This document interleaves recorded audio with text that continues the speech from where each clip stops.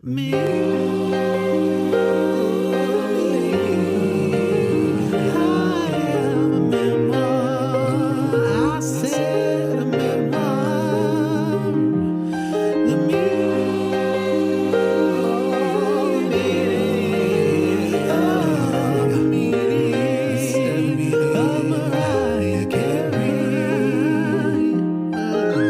Hello, Emily. Welcome back to Me. I Am a Memoir, the meaning of Mariah Carey, with yours truly, Fab, and hers truly, Posh. We are in the middle of listening to the Mariah Carey album, Memoirs of an Imperfect Angel. Although possibly it should be called Memoirs of an Imperfect Angel Butterfly, because there's a little butterfly at the end of the sentence. Or is that an angel's wings? It just looks like no, it's definitely a butterfly. Anyway, we are in the middle of listening to it. Controversially, I have given lower scores to the bulk of the songs. Yeah, except one, I think. Except for, I think, the first two. Maybe first two, yeah. First two got infinity, and then everything got a 3. Has that changed in the last week, or are you still on the 3 train? No, I've had this album in my life for all right. So you've gone for like 13 years now. As long as Mariah's been alive. Yeah. So we're heading into the second half of the album, which I can tell you, I am going to enjoy some things from here on. Okay. I don't know how Posh is going to feel about it, though. That is a worry. That's why we're here, darling. We could divert even further. Oh, like I'm negative terrified. 17. All right. Let's break it on down.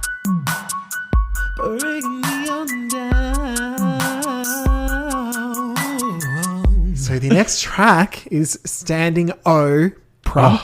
As I've in parentheses, Standing Oprah. And just a really fun side note, when I came up with this, I suddenly realized that Paran, if you need to remember how to spell Paran, which is a town near where I live, it's Oprah Ran, just drop the O. Right. That's how you spell it. Yeah, Oprah Ran. Drop the O. This was written by Mariah, Tricky, and The Dream. Again, the Dream Team are back. Or not so much, if you ask you. But... So the thing about this song, I think that this to me sounds like Mariah's take on a Rihanna generation. So all of a sudden, you've got Rihanna's come up and you've got the Katy Perry's in the world and blah, blah. Mariah's heard this Rihanna girl and she's going, you know what? I don't hate this. Don't hate it. I think I'll listen to it and have a little purple. I don't want to do what she's doing because I'm going to do what I'm doing. Yeah. But I'm just going to have that in the back of my mind because I like the attitude. Because I don't want to be singing lyrics like "He's a murderer." No. I'm gonna sing through my mouth, not my nose. But I just like the vibe. It's better have my money. So yeah, I kind of think that it was sort of Mariah saying, "I'm not going to chase the trends, darling, but I kind of like what she's doing, so I'm going to make it Mariah-ized." Yeah, she Mariah-ized it. She does, She brings in a little bit of accent work. Oh, I mean, right, yeah. The song, like you do. Again, lyrics to die for. Yeah. Like, do we think this is a Luis Miguel song? Oh, I hadn't thought about it. Although she was kind of nice about him. She was nice, but that doesn't mean shit. Unless it's another Tommy song. Well, because she talked about who gave her first go. What was the singer? Brenda K. Starr? Oh, Brenda K. Starr, yes. I don't think they know each other anymore. Oh, really? And she was really nice about her. So she can be nice about some people even if she no longer knows them and they no longer pertain to the meaning of Mariah Carey. Yeah. But yeah, I think this is probably the song that kind of like when I was listening, I was like, I'm awake now. Like, okay. I remember when this album came on and I saw that this song was coming up, I'm like, I remember loving Standing O. Yeah. I remember that being a moment in the album. Mm-hmm. And I think it's a moment because we've had a lot of very safe sounding songs. Sure. Lyrically, none of them are particularly safe. Like they are all really, adventurous for Mariah. As is this one. Like the lyrics are just it's really clever. Yeah. It's, it's really pointed and nasty about whoever this person is that loves themselves so much that she's giving him a sarcastic standing ovation. I love a sarcastic lyric. Like, it is so funny. Yeah. Like, it sounds like it's meant to be congratulatory, but when you actually listen to the lyrics, you're like, oh, no, you hate him. And no one gets that about Mariah's sense of humor. So I reckon a lot of people would take it at face value. Yeah. Oh, it's a song about a standing ovation. It's like, oh, it is not. No, she's sitting down, not clapping. Yeah. Is what's happening. It's the opposite. It's a standing opposite. It's a standing ovation for someone that thinks they deserve one, and they do not. Yeah. It's actually opposite day. So yeah, and I really like it, and it surprises me that this is the same writers and same producers as the rest of the album, because this feels like a completely fresh new song. Yeah, nothing like anything that has gone before on the album, and it's urgent, which I love, and just it's super radio friendly too. Like it's like I gave you my heart, and you pound on it. It's like whoa. When they said pound, when she said pound on it, I was like, wait, excuse me. Like, because I didn't get the heart bit. I was like, who's pounding on what now? Especially if you thought it was possibly a Rihanna song. Yeah, and I mean, standing O could have been a different kind of O. You know? Yeah, very different kind of O. I just want an O, but I want to be standing while you do it. Yeah. Which, fair enough. I'm busy. You've got to be places. I don't have time to sit or lay, so I'm just going to stand here and you get to work. I'm going to stand here while you do your business, and I'm going to have a little O. But yeah, like, it feels like that's what the song could be about, and then you listen to it, it's like, oh, it's not about that. It is about an egomaniac who's just like, she's like, nah, enough of you. All right. So I've originally gone for a 4.25, but I reckon it's pushed up to 4.5. Don't want to go crazy. What score from the 1 to infinity? This is an O-finity. Oh. Like, this is O-profinity. This is like a big, great moment on this album, and I really enjoy it. And it's, I wish you had have stood up and just clapped. That would have been amazing. In a standing O. Standing O. My stomach ruined on the microphone. Story of my life. All right.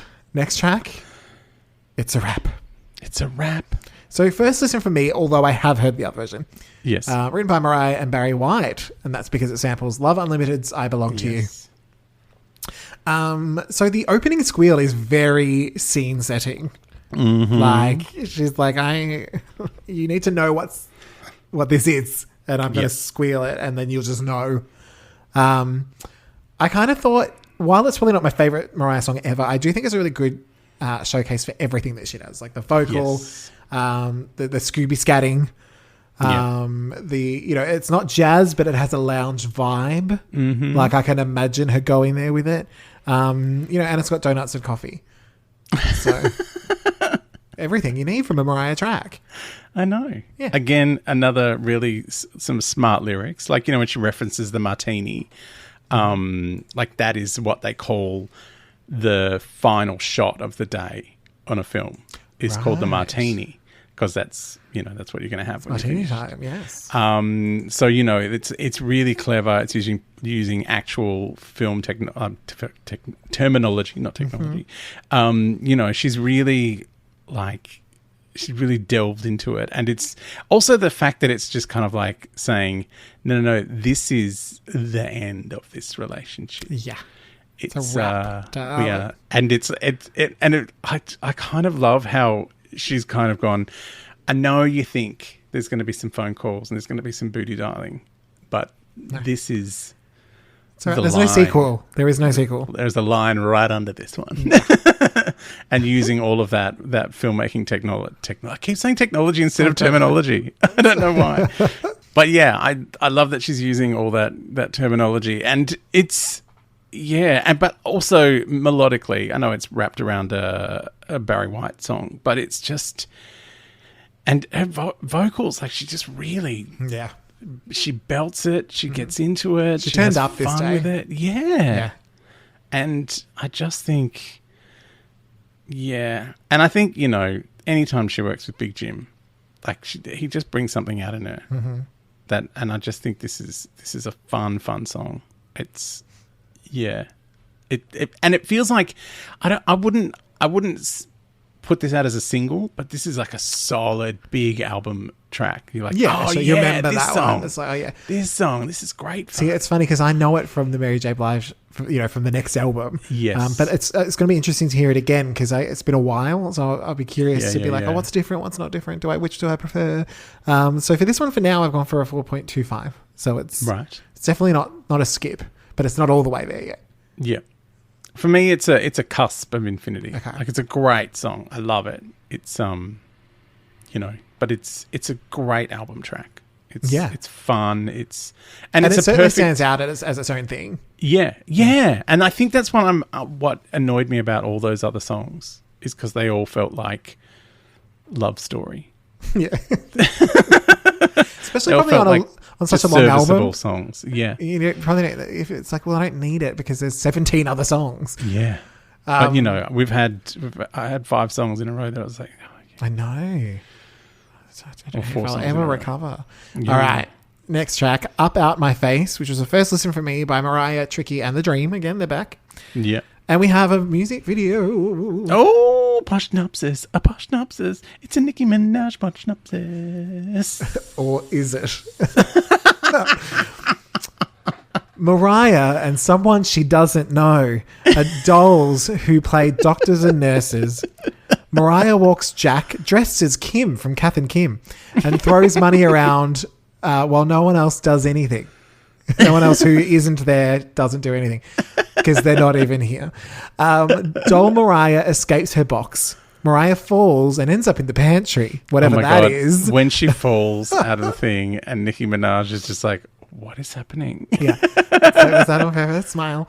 But Mariah doesn't know what a pantry is, obviously. No. So she goes and gets her nails done, and there are some construction workers. Mariah has a splash on her own. There's no one else is having a splash. Nick Cannon rocks up with a marching band for the reprise. Why? I guess. Is he directed it? Why is Nick Cannon there? I don't know. Mariah's still in the pantry. Having a splash on her own without anyone. Stop it. No one else is here. They were friends then. I don't know. It just all went wrong. Okay, so this was interesting, obviously, because the two versions. So I feel like with this one, I really like the attitude of it. Yeah. And I do remember it. But it's a little bit of the heard this before category. Yeah. Like it's not like maybe the other ones in terms of like, I can pick out the difference. Yeah. But I wouldn't say like it's the best version of this kind of song that she's done. If that makes sense. But I do like the lyrics about Lego. Yeah. and which illustrated in great detail in the video clip. Yeah. When she's got the giant Lego bricks. Yeah. But yeah, I'm again, the lyrics are great. That kind of concept of, once I break, I break.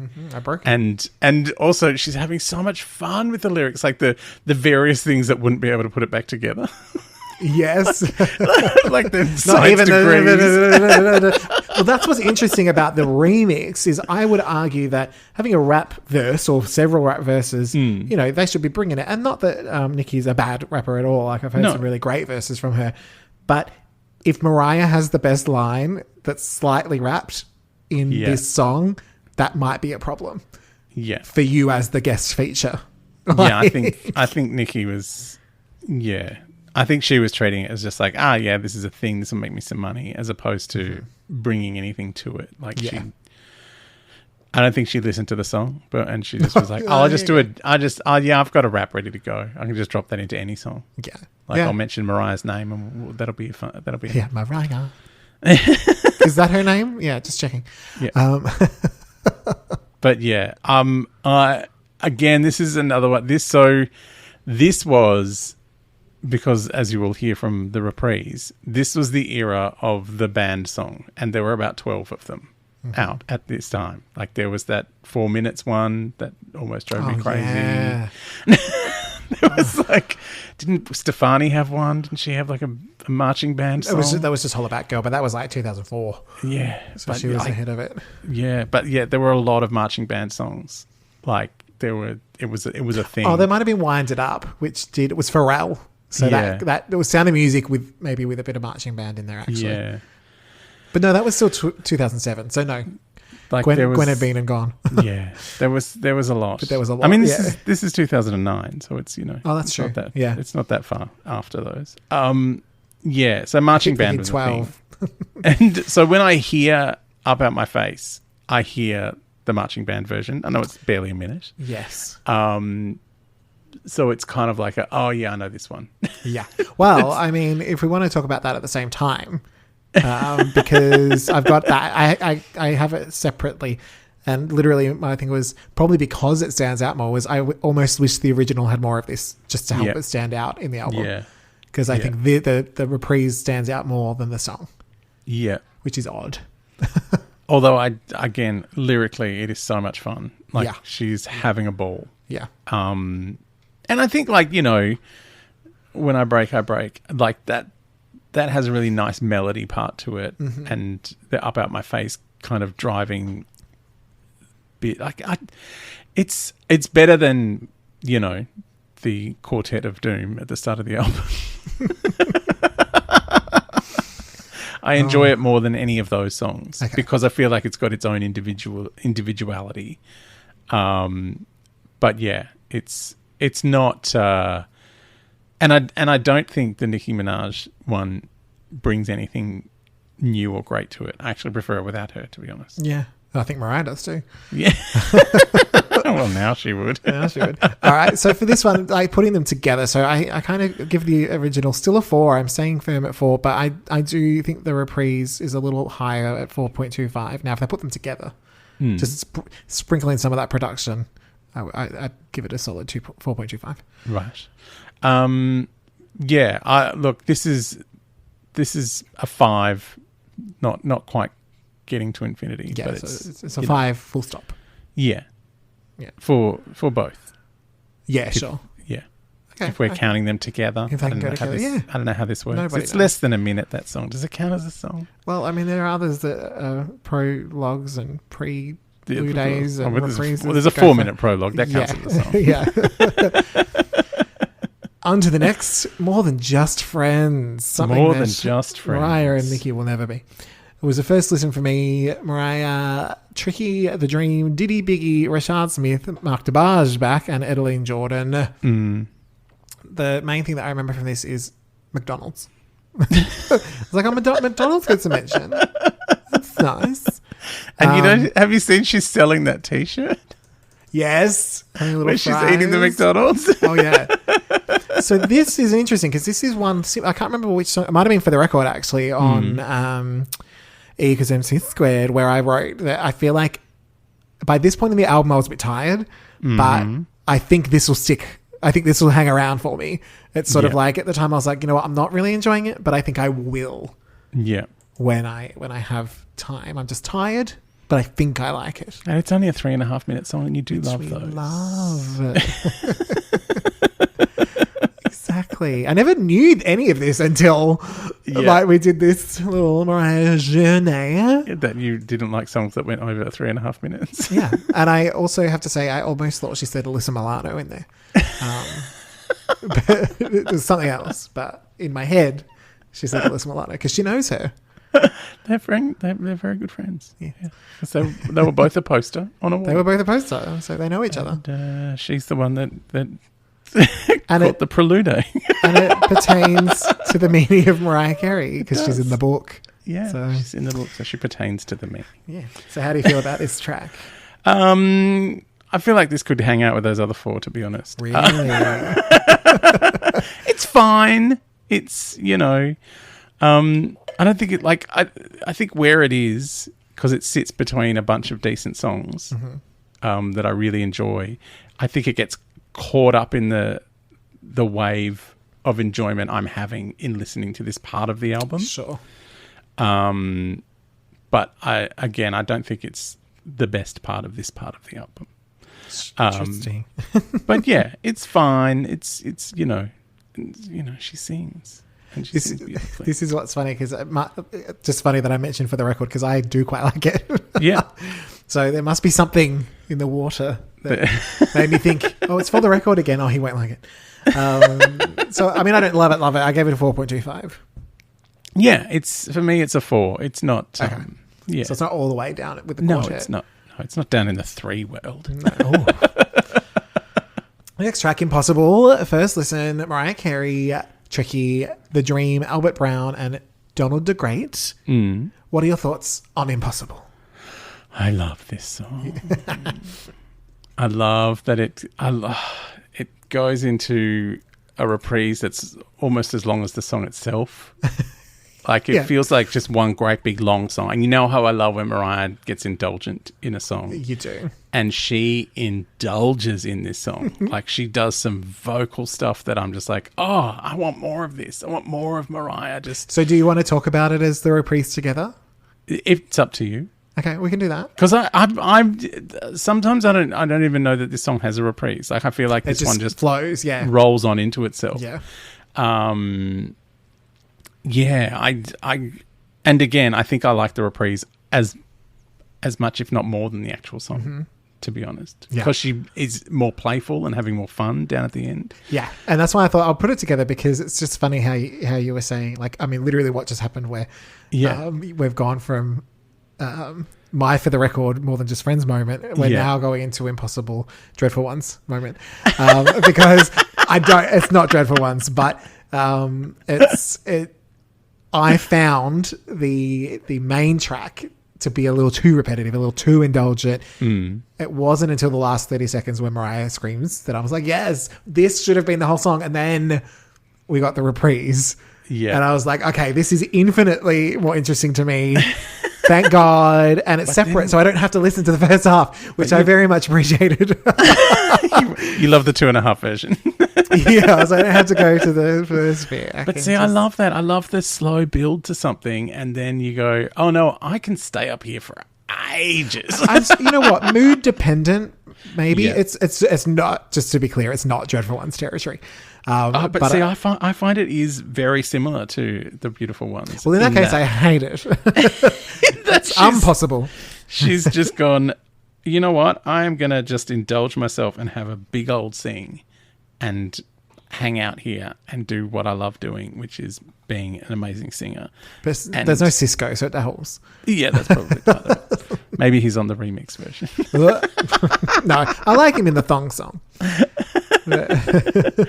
But yeah, I really like, and I can't explain why I love this so much, but it's just, I think it's because it sounds like, you know, the cover of Mariah's theme, where she's standing in that weird garden in the pretty dress. Like, this song feels like, it sounds like that picture. Like, it sounds like she's luxuriating in this fantasy. It must have the underneath. It must be suffering from underneath the stars-itis. That might be why. Yeah, could be it. But you know, I will say, like, getting into the reprise, I was like, I literally feel like it's a sneaky way, number one, of Mariah making the song longer. But it's almost like she heard us. So she's like, well, okay, Fab likes it like a slow build that goes for 9 minutes. Yeah. But Posh needs, some changing up, but also a bit of a break. Yeah. And so I'm going to give them both. Yeah. I'm going to say, here's both songs. You can listen all together or just one at a time. Up to you. Yeah. Until I looked at it, I never think of these as two separate songs, or I never think of it as a reprise. Like, Up At My Face, yes, I can hear that as a reprise because it completely changes. It becomes a band song. Yeah. And the upcoming Prelude is like, yes, that's very much a different kettle of fish than the song that follows it. But this one just feels like it's one big long 6.5 minute song, and I love that. Yeah. It's probably it probably helped in my sense that now it gets 2 scores. Yeah. So the first track, Just Impossible, gets 3.75. It was not my favourite. Oh. But it gets pushed up a whole half a point to 4.25 in the reprise. Oh, well, there you go. Yeah. So this was a smart move on Mariah's part because it gets her an extra better score. Yeah. Well, for me, it's on the cusp of infinity. Okay. It's not quite all the way in. Okay. You haven't made it all the way into the garden. No. You're like, she's in the garden. She's having a fun time. Of course she is. Always. Yeah. All right. On to Angel, the Prelude. Angel the Prelude. First 1 listen, minute and 4 seconds. I know. So it's Mariah, Tricky, Big Jim, right? My only note was, what was the point of this? So it got an automatic 3 when I don't know what the hell's going on. It gets an automatic 3. Oh no, I love it because it leads into Angel's Cry. Wow, that's a different story. It's this is I really like this one because it feels like the the preludes and the aftermaths that she had on Rainbow. I feel like she's heading back into that territory where it's like, I'm just going to do a little bit of thing here. This isn't a whole song. Yeah, there's a moment. This is possibly a verse this was going to be the bridge in that other song, but it just didn't work anymore. So I popped it at the start. See, I probably wouldn't mind it as much if we didn't just come from a reprise. Yes. And then before that, only 2 songs before another reprise. Yeah. Like it's probably a little. It's almost like she'd just been really indulgent on Impossible. Mm-hmm. And I'm like, you can't give me a double DP of indulgent, right? I'm not okay with it.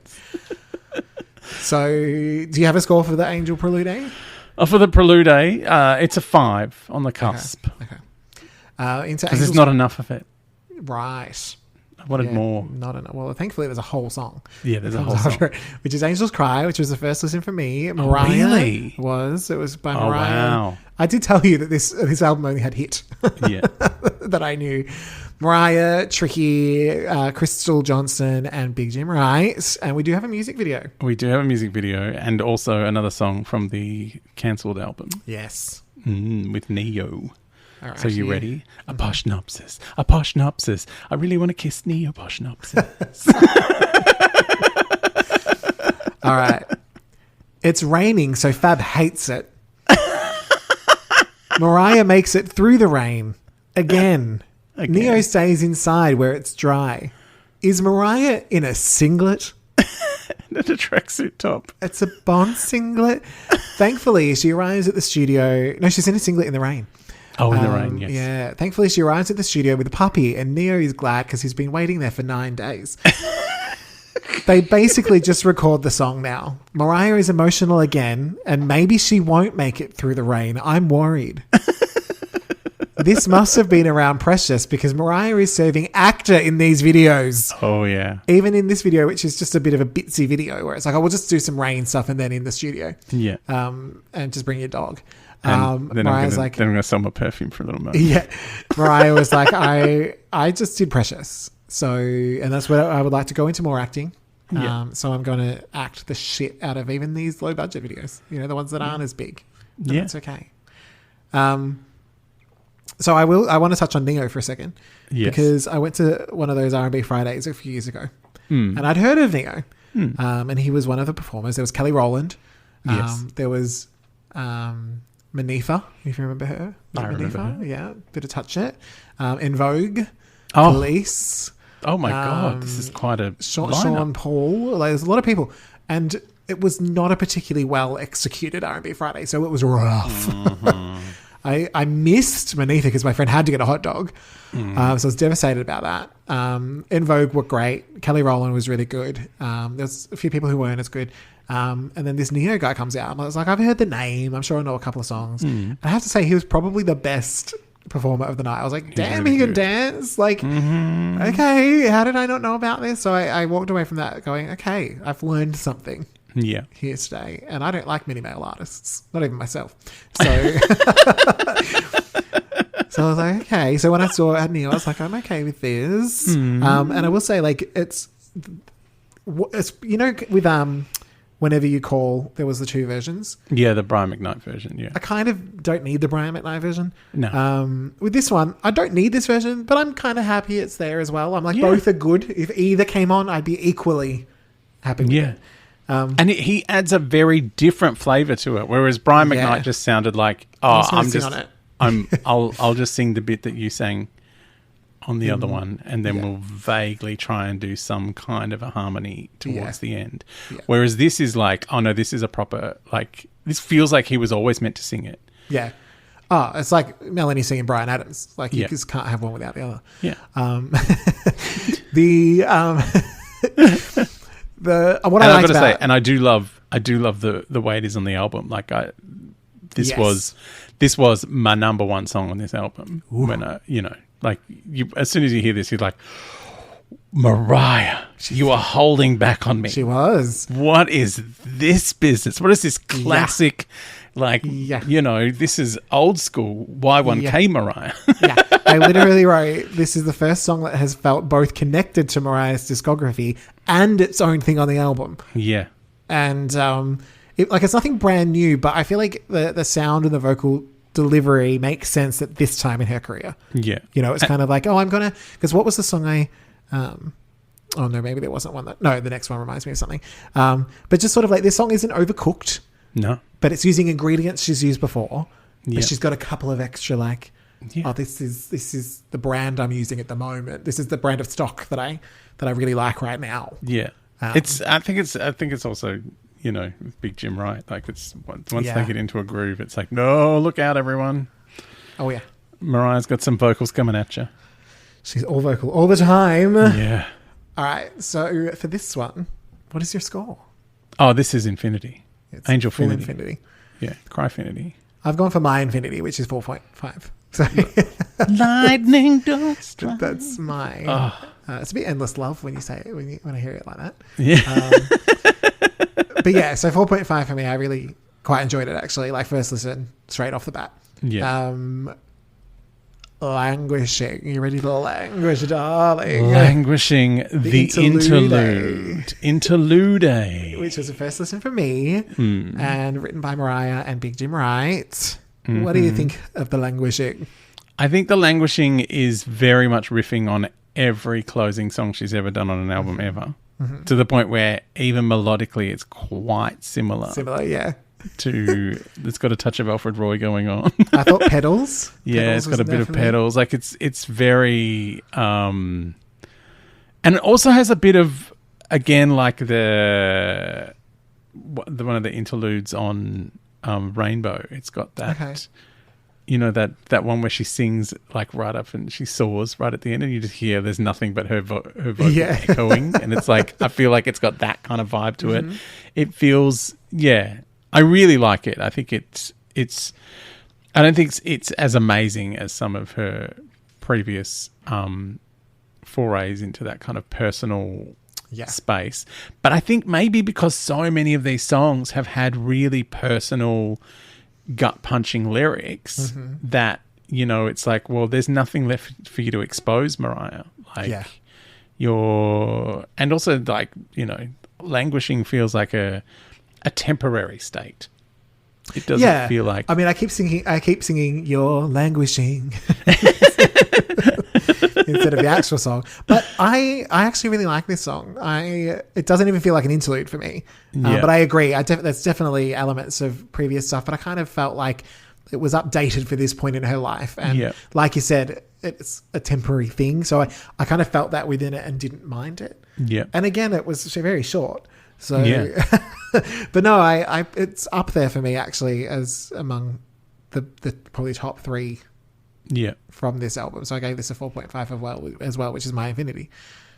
So. This is, it's a 5. It's really nice. It's just, I don't love it as much as the other ones she's done in this vein. In this vein, sure. If that makes sense. Yeah, I mean, I suppose if you compared my score, it's probably the lower compared to them, but the higher in this album. And that's what I think it was my problem with the first few songs, well, that quartet early on, is that they're all trying to be Mariah hits, and none of them are really even getting close to that kind of thing. Yeah. But lyrically, they're all incredible. All right, are you ready this one for the next track? Which is kind of it's the last song on the standard. There's a couple of extras, don't worry. I Want to Know What Love Is. First listen for me, this version. Yes. By Mick Jones, cover of the Foreigner hit. Mm-hmm. The US number 60 and an Australian number 45. What was anyone thinking? But we were thinking better than America was thinking. Obviously. We have a music video which has been mentioned before, but now we get to do it. We finally get to do Poshnopsis. A Poshnopsis. It's a giant stadium of Poshnopsis. I hate to break it to everyone. It's not a real stadium. Shush. Mariah is in a Sims version of a stadium. There are other people there. Who on earth approved this? Mariah has never seen this video. It does not exist. There's a creepy blonde kid. Thankfully, Mariah's boozies show up in the second verse, so it's not a total write-off. Plus, there's a suggestion of a gay couple. One of the extras... Father and son. Oh. Little from column A, a little from column B. We'll have to get some urethral approval on that. One of the extra wipes away a tear that just isn't there. It's not there. What are you wiping? The choir shows up, but they're not really there either. I just don't understand who thought this was okay. I don't know. This was the second single. Oh, and she didn't seem that happy about it. No. From what I can tell. Like, not the song itself, but just that release. She's like, why would you release that? Yeah. Like, tell me your thoughts. They were hoping for some Talibba-Dibba-Douchey business. Right, they were. And they just weren't going to get it. What do you think of this as a Mariah song? I love a Mariah cover. Mm-hmm. And I love a Mariah cover that Tina Arena had a red hot go at earlier. What song was that? This one. Oh, I didn't know that. Yeah, Tina Arena threw herself into this many years earlier. And it's weird that all of her covers have been songs that I knew because, we're practically twins. Just separated a lot of rock by songs too. 9 months. Yeah, a lot of turning a rock song into a big old ballad. Mm-hmm. But yeah, I don't feel this one is as successful as some of them. This reminds me a little bit of Against All Odds, which kind of, as soon as she gets to the big Mariah crescendo, it stops and it's like, oh, I wanted more of this. Yeah. Why couldn't you have done two? Just give me a double final chorus. Yeah. And a key change. Bring it all on. Bring it all now. It feels like you let other songs go for 17 and a half minutes, but this is the song you cut. The one that needs it. Well, apparently this was a late addition to the album as well. Oh. There was I think there was a Timbaland song in this place, and this was popped in because I gather someone insisted there be a cover because that's what you do, Mariah. That's what Mariah does. Okay, I mean... grab some 80s song that was, a big... that rock. Well, there's even, a discrepancy in... Mariah says she thought of it. Nick Cannon says he thought of it, and she kind of said, well, he was there. Yeah. She's like, but I can't give you credit. She literally was like, I can't give you credit, honey. Yeah. I think the thing about this song, I think it's better than it gets credit for in terms of out in the world. And I really like her verse. At the beginning, I was like, this is going to be great. Yeah. And then the chorus just doesn't get there. Yeah. And I was like, oh, come on. And then I think the production is trying to be both 80s and 2000s. Yes. And it just ends up not quite happening. It starts to feel a little bit charity single, Krusty's helping everyone get out of the well, which is, and it is hard to not, as you mentioned, the Talibba-Dibba-Douchey, the Ken Lee, the Open Arms. It's hard to not compare to those which just soar. Yeah. They really and they soar for a long time. For a while. Without You soars from the second chorus. Yeah. It just feels so present. And the thing for this one, I just was like, it's weirdly short. I feel like they actually could have given this one longer to get where you want it to go. But I think Mariah goes for it, but you just kind of don't get swept away with her. Yeah. And she only goes for it right at the end. And it's like she probably did record it. That fade out is too it's steep. Brutal, isn't it? It's like, boom, sorry, you're done. It's like the radio that the show's ending. Yeah. And they've got to wrap up for the next show. And, but they accidentally included that version on the album. Maybe they just went, there's not enough room on the CD. Chop half of it out. Literally. And it wouldn't surprise me. So, yeah. There are 17 tracks. They are. And we've somehow gotten through them. But, yeah, I just think it was such a missed opportunity. Yeah. It could have been better than Against All Odds and those other last few covers. Yeah. But they just were it just got ruined by that. Yeah. And also, this is, Mariah writes so many good songs. We don't need to have a cover on every album. No. I mean, we didn't for a couple of years, I don't think. Yeah. And I love the idea of throwing back to it. Like, Yeah. I'm always up for that. But yeah, it just didn't quite work. So I gave it a 3.75. Yeah, I'm like 4.5. Okay. Like but again, I like when I listen to this album, I do think of that song, and I love when it comes in at the end of Languishing, and I'm like, oh, Yeah, the beginning of that's it's right. lovely. Like, I really like what she does on the verses. Yeah, It's just a shame that then you don't go anywhere else. yeah. Like once the big belty chorus comes in, it's like, no, don't stop now. It's just like she sings in the song. Don't stop now. No. I've travelled so long. Just rude is what it is. But that is the end of the album, but we do have a little bit of time left and a couple of bonus tracks Excellent. that we'll touch on. Starting with My Love, which with The Dream, who has been with us for this whole album. Yes, has produced this entire album with Mariah. And written by The Dream, Mariah and Carlos McKinney. And we have it went to number 82 in the US, which is not okay, but it's good for another song that you've not heard of the person. So it did better. The Dream. It did better than some of the actual singles from this album. We have a music video. Oh, a poshnopsis. A poshnopsis. It's the dream poshnopsis.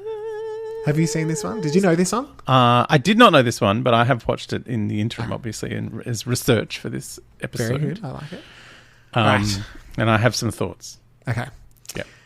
Mariah and The Dream argue over bills. Mariah is bringing her precious chops back. Oh, yeah. There is some bill acting. Mm-hmm. From someone who doesn't know how much things cost. She was doing some fucking, that's some heavy lifting. I don't know what this is, but I'm going to act it anyway. Thankfully, they can afford remote control curtains. Yes. The Dream appears to have another woman. Mariah lays around and cooks some kind of breakfast food. Mm. Mariah puts her 500 hours to good use by doing some hair. Mariah makes Tang and gets a puppy. I assume it was Tang. I wasn't sure. I can't tell if The Dream is rich and Mariah is poor and whether this all happened before or after their fight. But if the director doesn't seem to care, then neither do I. Mariah gets a cold pop and The Dream shows up in a car and I guess Mariah drives off forever. Yeah. I don't know what happened in this video. It's like very strange. It was production. Mariah was acting the crap out of it. But I have no idea what the timeline was, where they were. Why is he rich but not rich for a while? I know. It's like, why do they argue over bills? And then he's in a limousine and in that giant apartment with all those other women. I'm like, what is going on here? Did he leave them behind? Like, did he leave Mariah behind? Did this happen later? Was this and in the lyrics future? he says he's going to pay for the baby. Oh, so I don't know what's going on. Yeah, but let's just say, as far as videos go, it is primo acting from someone who does not know what those numbers on a bill actually mean. No, I believed that she did. I think she was calling that number. Yeah, is how that happened. Just like his. I had that the other day. I went to if this is a check, why are there so few zeros on it? Said Mariah. When I was getting my tooth thing, and I had to give my fiance's number to come and pick me up because I was going to be off my head on the gas. And I was like, oh, hang on, I have to look for his number in the phone. And she's like, oh my God. Like, she goes, hello, have you not been together long? I was like, no, we've been together 7 years. It's just that this is the age of the smartphone where I just press a picture of his head and then it dials him. I do some urethral approval and there he is. I can tell you phone numbers from, 20 years ago from when I had to dial them all the time. Oh, yeah. They went into my head. But now that I just press a picture of someone, it's like, no, they don't go in. See, I haven't dated anyone long enough to have to worry about it. I'm like, I wonder if I would remember. No, seriously. I don't remember their name most of the time. We've been living together for years and I don't know the number. It's just not in there. I love it. So The Dream, had you heard of The Dream before? Only in relation to working Mariah. on this album, yeah. His voice was not what I expected. No. Like, it was so much more youthful, almost like a breathier Justin Bieber. Yeah. I was like, oh, this is not what I expected. But I did think it worked well with Mariah's when she brings out her breath. And I just wrote, is it the best song I've ever heard? No. But it's nice. I really enjoyed it. I mean, I think it's, it's up there with most of the songs on this album. Like, it's as good as the other work they've done together. Yeah. Well, they did better on the charts. Yeah. Yeah, look, I gave it a 3.75. It wasn't quite I might skip it still, but if it was on and I didn't think to skip it, Yes. I'd be okay with that. Yeah. It was better than I was expecting because so many of her features on other people's records, I've gone, oh, what is this? Because they've produced it, not Mariah. And, remember the recorder horrors of Beyonce trying to break that song. Toot, toot, toot, toot, toot, toot. And what was that awful one? Sprung. Ugh. Sprung, that's right. Hated it. Not as much as the dreadful ones. But sometimes those bonus songs or, the extra features, like the one with Debrat from Charm Bracelet, just don't quite get there. Anyway, what did you give this song? Look, this one gets a solid 4. Okay. Like, I enjoyed We're it. not far Like, I probably enjoyed it more than some of the quartet of Bland because maybe because it had none of those songs had features on them, and this one's got a feature, and I feel like that's kind of become part of her brand now, and for her to kind of not lean into that on this album is very strange. Yeah. And when you realise there was meant to be an entire album of features Yes. to release alongside it that never came out, I was like, oh, that's why there's like... Makes sense. I feel like they should have just released them both at the same time. That could have been fun. Yeah. Like a little double disc, like a speaker box moment by Outcast. All right, next track, which is our last track until we find the Advocate of the Angels at some stage, is 100%, which was a first listen for me, written by Mariah, Crystal Johnson, JD, and Brian Michael Cox. It's the gang. They're all back together. Written for Precious, but was actually replaced by a Mary J. Blige song. So it was instead released for the Olympics. Winter Olympics. The Chilympics. It does have a music video. It does. A posh synopsis. A posh synopsis. It's a Winter Olympic posh synopsis.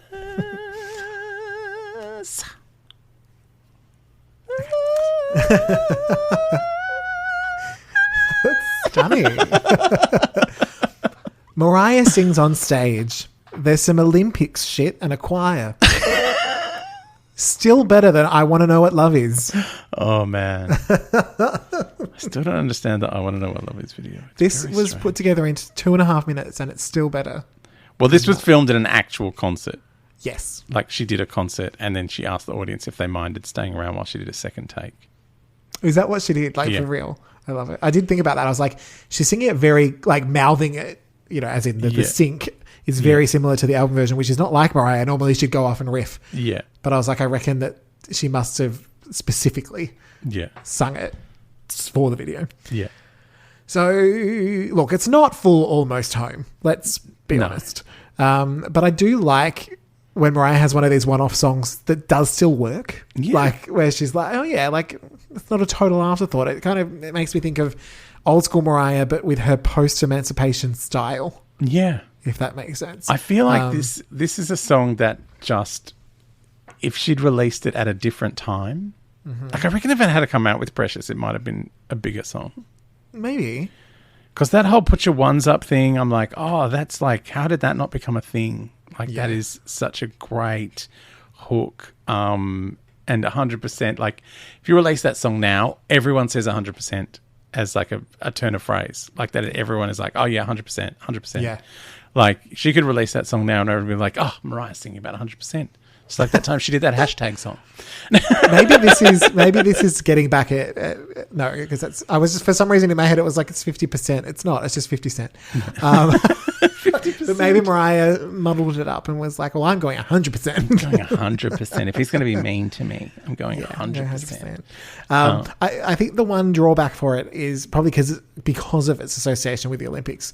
It does feel a little too Olympic. I'm like, just in terms of like, oh, I'm a little too uplifted, Mariah. Yeah. And I kind of think that it doesn't really get any better than it is in the first verse. Like it doesn't. Yeah. Like I feel like Mariah does, but the production doesn't. Like it doesn't sweep up like you want it to. Yeah. So that's neither here nor there, I guess. Yeah. It's not Hero, and it thinks it is. It thinks it is. Yeah. I mean, if Gloria... if she'd written this for Gloria Esther Carey, then it might be more amazing. Yeah. But she wrote it for Mariah Carey. Yeah. And she knows that's different people. She knows Mariah can sing. And so she's gone, take it on a run. Yeah. Go for a run with it. You know you can do it. For this one, look, I've gone to 3.75 again. Mm. I feel like it's just under that good level. Yeah. But it's not bad. Yeah. I think it's more inventive than some of the other attempted singles on the album. Yeah. Even though I know it's not part of the album. So yeah, for me it's a solid 4. Okay. Like it's not quite into infinity territory, but I like it. Okay. And you know what? I'm very surprised it didn't turn up on our rarities. Yeah.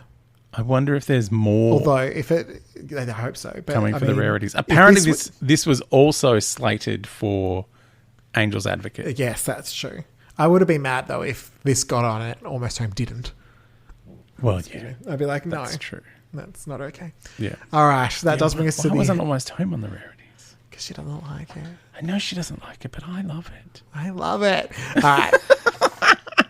We're at the end of the album. It's time for our overall thoughts. Mm. So tell me your overall thoughts about the Memoirs of the Imperfect of the Angels.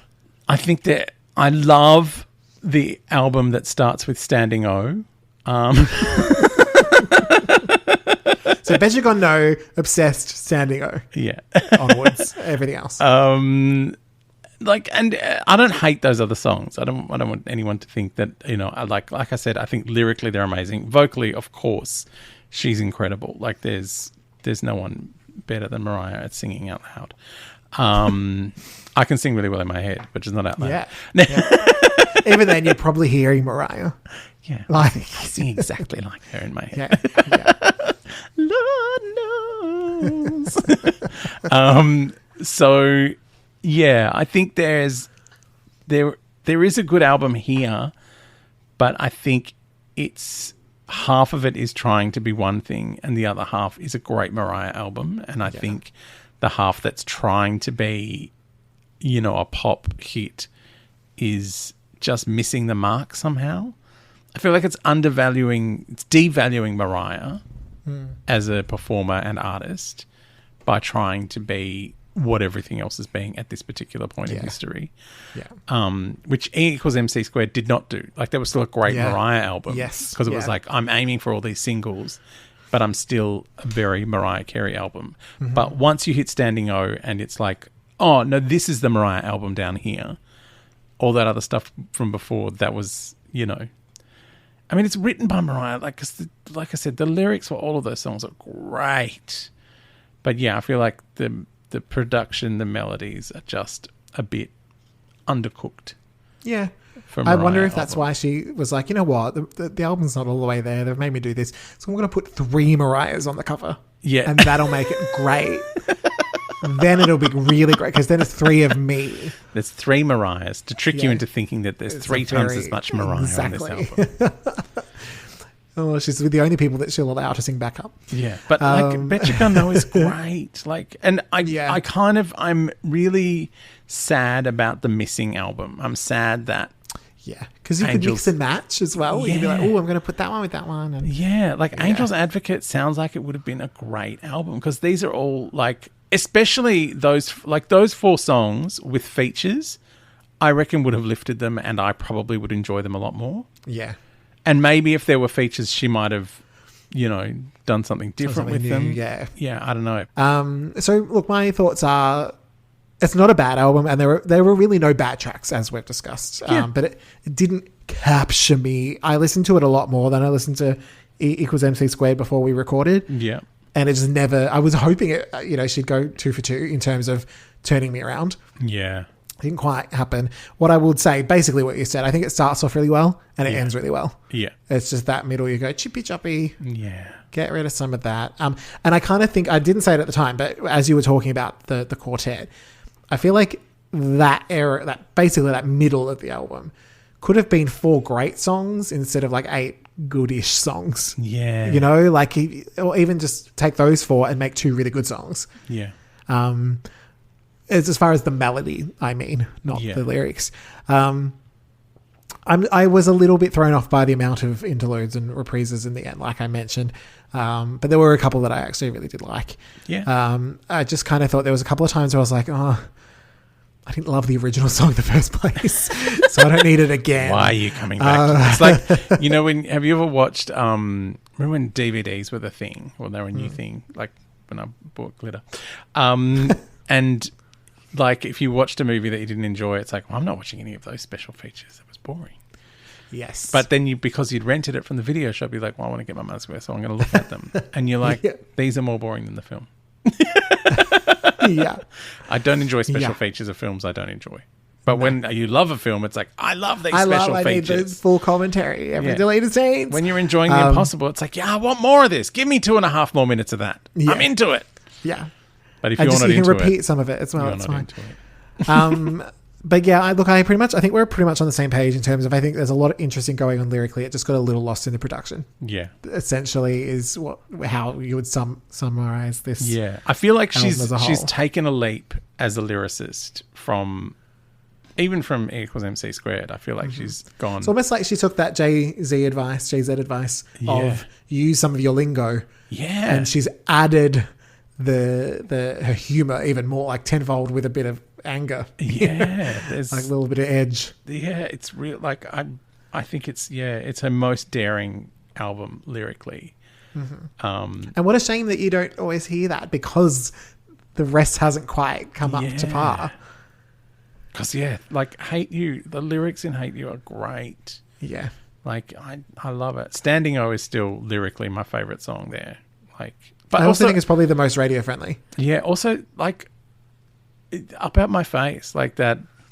The many ways that you're not going to fix it because it's when I break. Yeah. Like, it's fun. Like, there's so much fun on this album. Like, she's having a really good time, and I think that's something that really stands out in the latter half of the album, that she's enjoying herself. Mm-hmm. But yeah, there's just something a bit prosaic about the middle chunk, realistically. Pretty much. And that's what's, again, a bit of a shame, because it's like I said, it could have been a really great 12-track album. Yeah. Like, you would just go, boom, go straight from Obsessed into Standing O, pretty much. But again, it's, we're comparing Mariah with Mariah. Like... And I mean, that's the thing. Here we are talking about maybe one of the albums that isn't as well received. Yes. Or remembered.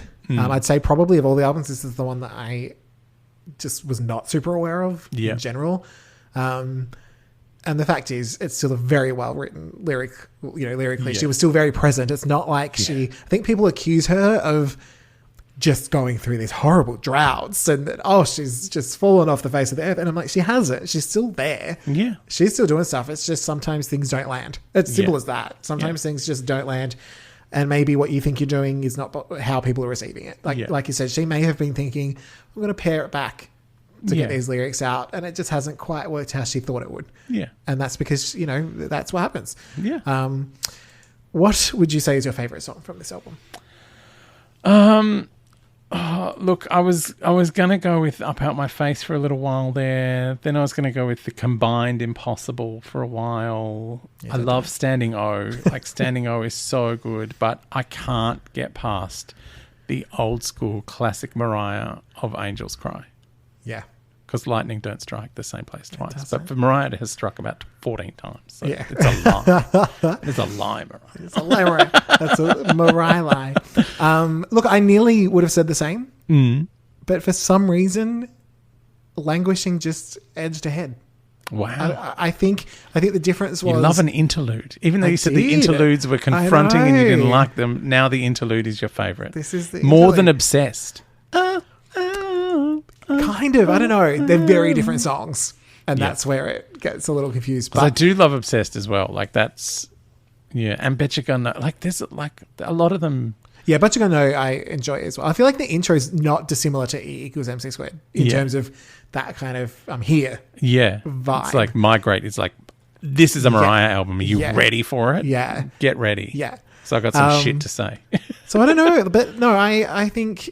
Yeah, probably Bet You Gotta Know, Obsessed, Angels Cry, and Standing O are the other ones that I would be like, they're going on the playlist. But for some reason, Languishing just worked for me. I think I needed it at this point in the album. You needed a 2.5 minute Yeah. little mournful Like belt. it's like a after dinner you have the little sorbet, whatever it is. Yeah.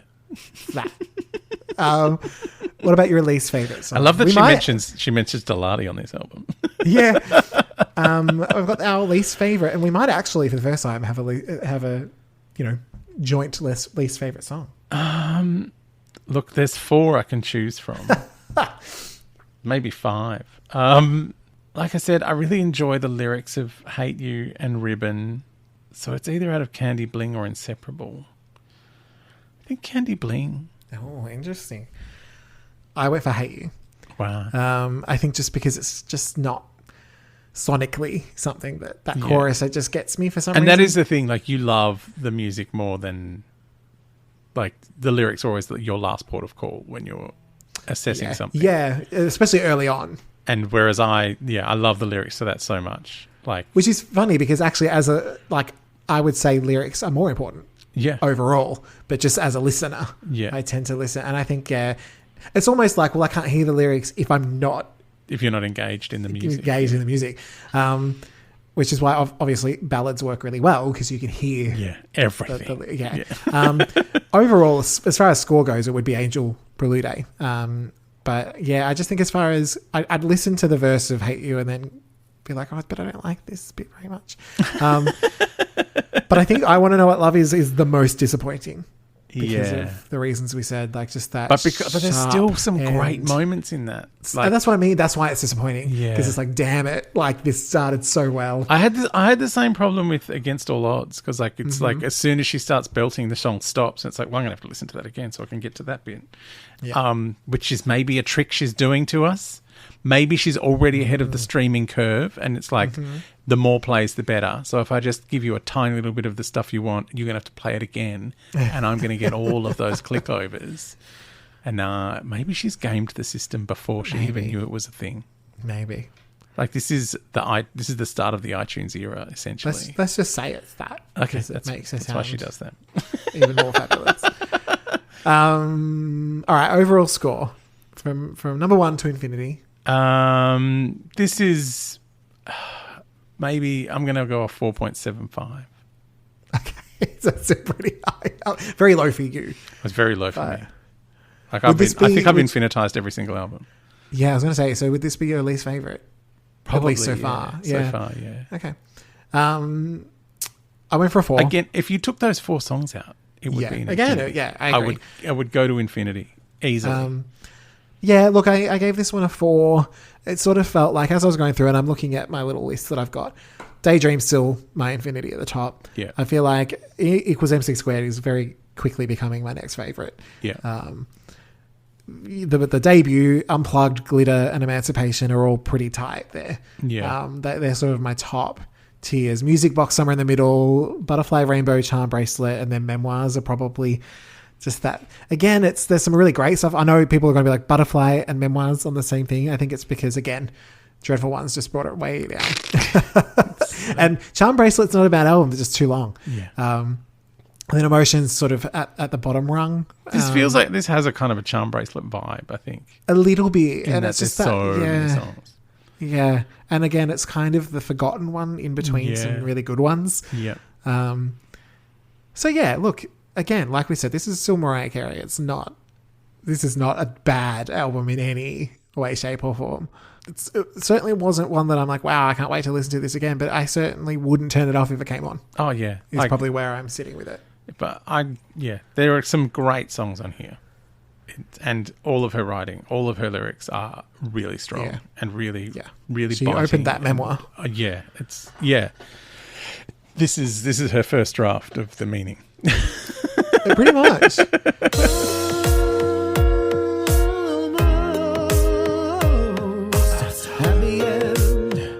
the end of the podcast, baby.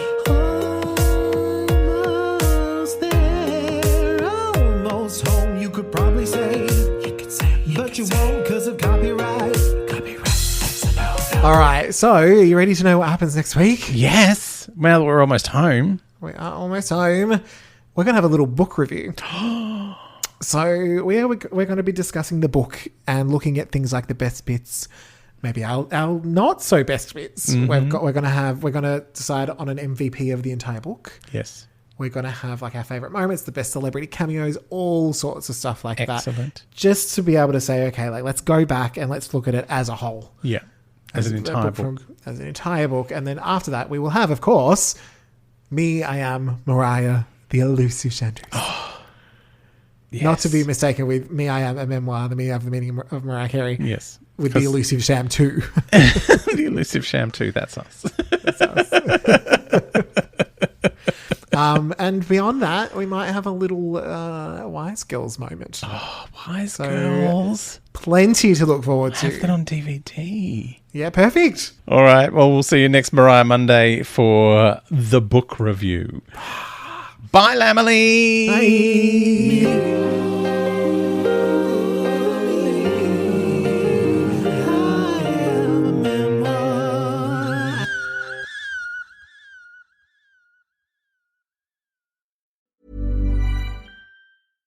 Brooke Devard here, host of Naked Beauty, and I'm so excited about the Kate Spade New York summer collection, which has been inspired by adventure at the beach. They have breezy dresses, light-reflecting jewelry, and a whole new lineup of bags.